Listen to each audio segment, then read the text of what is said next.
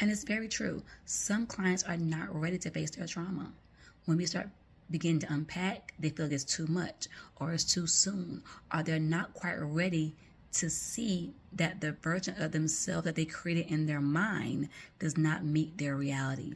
And then they go through this cognitive dissonance and this identity crisis, finding out that they're not who they thought they were, or a person is not who they thought they were.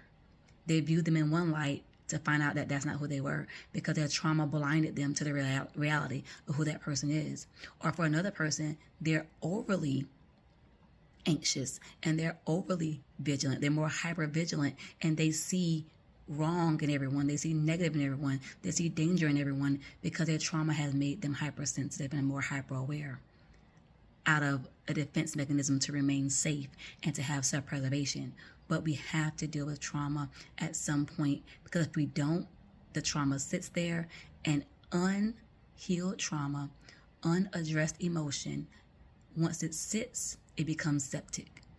And when it becomes septic, it begins to contaminate our body and our minds. And that's why we begin to see, again, irritability, stress, high blood pressure. We're stressed out, we're sick, because now those emotions are eating at our body. They're eating at us. Because anything that's septic is going to contaminate. And that's what trauma is. Septic emotion that has sat and become stale and become contaminated. And now what we're seeing is the effects of that contamination. But in order to heal from trauma, we have to start weeding out and cleansing not only the way we think. It starts there.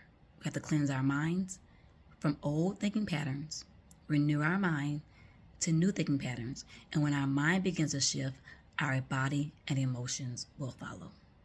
Happy healing.